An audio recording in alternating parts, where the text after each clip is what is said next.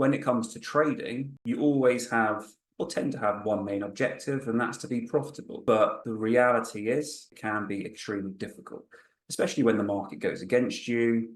You start thinking the whole world is out to get you when you encounter loss after loss. This is why it's so important to firstly remain patient, emotionally disciplined, and always focused on the task in hand. So I always like to think of these as, or these attributes as, your building blocks.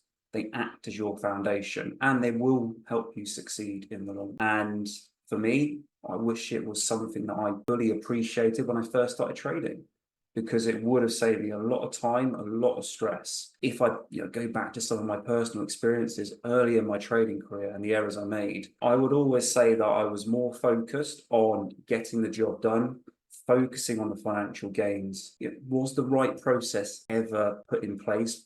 No, not at that point. The issue was that not only did I not follow a process, I didn't really have a process at all. And this is why it's so crucial to have a clear process in place, following a structure like we have outlined here in the Academy. It's there for a reason, and it's there to help you succeed. Now, most people will start in a similar situation to myself when you begin trading, where you find yourself lost, not knowing where to turn.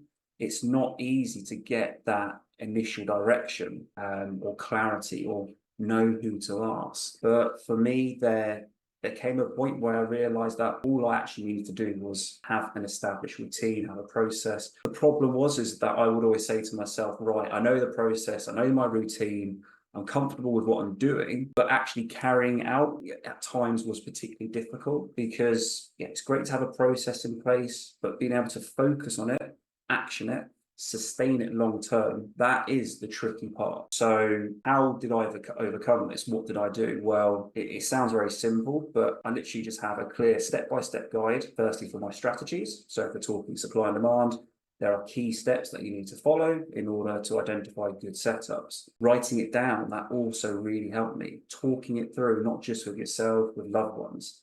Back testing all potential outcomes. What markets work for me? What markets don't work for me?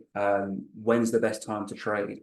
Educating myself and always looking to improve. Once I got to a stage where I finally established this coherent process that worked for me, it was only then that I could start seeing the benefits.